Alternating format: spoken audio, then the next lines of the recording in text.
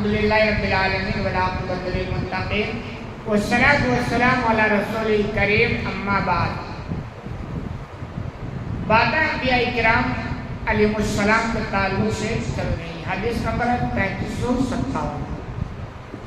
عن ابی ہریرہ رضی اللہ عنہ قال. ابو ہریرہ رضی اللہ عنہ سے روایت ہے، بیان کرتے ہیں قال رسول اللہ صلی اللہ علیہ وسلم کہ اللہ کے رسول صلی اللہ علیہ وسلم کا ارشاد لم یکذب ابراہیم علیہ السلام الا ثلاث کذبات. ابراہیم علیہ السلام نے 3 جھوٹ کے علاوہ کبھی اور کوئی جھوٹ نہیں بولا. ابراہیم علیہ السلام اللہ کے خلیل جگری دوست ہیں. ان کے تعلق سے آتا ہے تینوں نے 3 کذبات کا لفظ جھوٹ. بعض لوگوں نے جھوٹ کا استعمال انبیاء کے تعلق سے مناسب نہیں سمجھا ہے، اس لیے اس کو لفظ توریہ کا استعمال کیا. ابراہیم علیہ السلام نے اپنی زندگی میں صرف 3 توریہ کا استعمال کیا. توریہ کا مطلب ہوتا ہے کہ کسی ایسے لفظ کا استعمال جس میں 2 معنی ہو. سامنے والے کو سمجھانا کچھ اور چاہتے ہیں اور اس کے اندر ایک اور معنی ہو جس سے آپ نکلنا چاہتے ہیں، اس کو توریہ کہا جاتا ہے. تو ابراہیم علیہ السلام نے 3 جگہوں پر اس کا استعمال کیا ہے.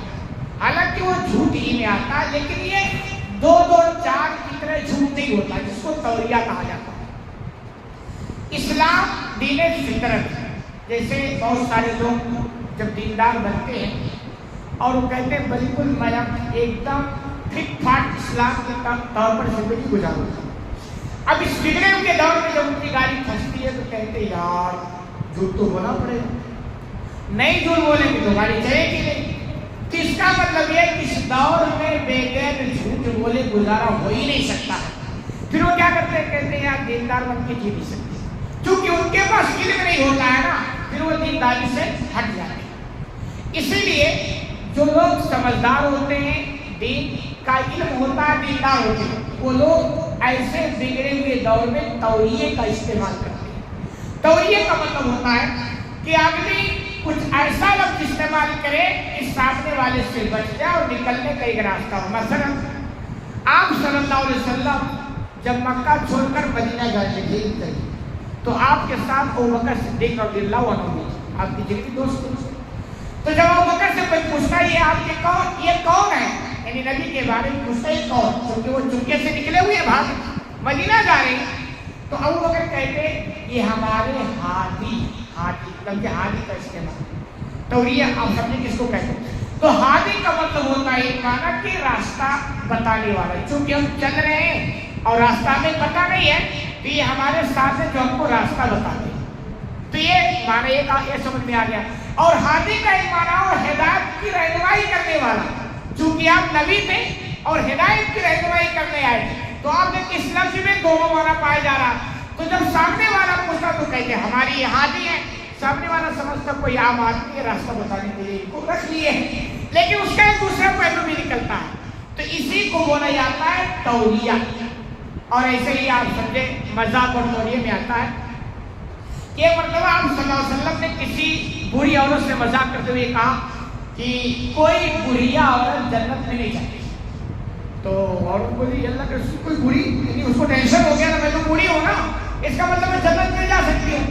تو پھر آپ نے اس کی وضاحت کی کہ بھائی تو بری ہے لیکن جنت میں وہاں جوان ہو جائے گی، مطلب وہاں کوئی بری عورت نہیں. اس طرح کا مذاق اور توریہ کا اسلام میں گنجائش ہے. بہت سارے لوگ کہتے ہیں یار دیکھو جھوٹ بولے گزارا نہیں.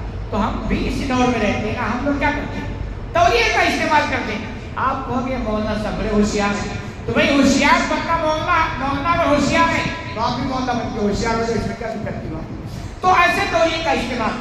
تو آگے سناتا ہے کہ اللہ کے رسول صلی اللہ علیہ وسلم فرماتے ہیں ابراہیم علیہ السلام سے 3 جگہ توریہ کا استعمال کیا. حالانکہ جھوٹ میں ہے لیکن معنی احتمال ہے، اس لیے اس کو توریہ کہا جاتا ہے. 2-4 کی طرح وہ جھوٹ نہیں ہے. کہاں ہے؟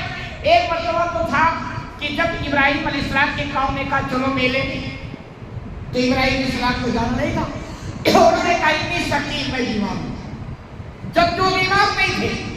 لیکن معنی یہ نکالا گیا کہ بیمار 2 طرح سے آدمی ہوتا ہے. ایک ہوتا ہے جسمانی بیمار اور ایک ہوتا روحانی بیمار. کبھی ہوتا نا کوئی چیز دیکھا, ٹینشن, دل مردہ ہو گیا, اندر اندر گھٹ رہا ہے, تو وہ دلی طور پر آدمی بیمار ہوتا. ابراہیم علیہ السلام جس سماج میں آنکھیں کھولی, اللہ کو چھوڑ کر بہت سارے لوگوں کی بندگی ہو رہی تھی, تو ابراہیم علیہ السلام اندر اندر گھٹ رہے تھے. ان کو راز دیا کہ کیا کیا جائے, کیسے لوگوں کی گمراہی سے نکالا جائے.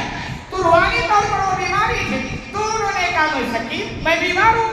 تو اس میں تولیہ آیا کہ بظاہر تو بیمار نہیں تھے لیکن روحانی طور پر استعمال تھے. یہ جگہ تھا.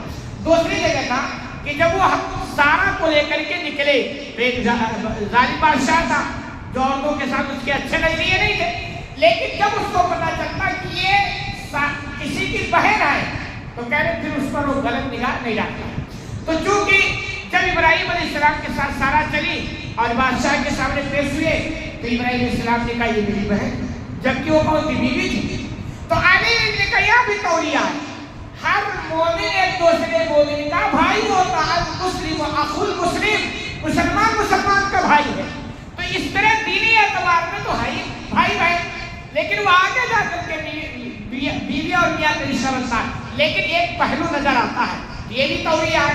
تیسرا جو کہا تھا کہ جب وہ خود توڑ کر کے آ گئے اور کلہاڑی بڑے والے خود کھانے میں بڑے والے دودھ میں لوٹا لیے, تو جب قوم والوں نے کہا من فعلا حاذا, کس نے کیا؟ تو ابراہیم علیہ السلام کا فعلوا کبیرہم ھذا, کہ بڑے نے کیا ہوگا, بڑے نے کیا ہوگا. تو بجائے تو جھوٹ لگ رہا ہے نا, لیکن اہل علم کہتے ہیں ان کو بھی پتا تھا کہ یہ بڑا ان کو توڑ نہیں سکتا ہے.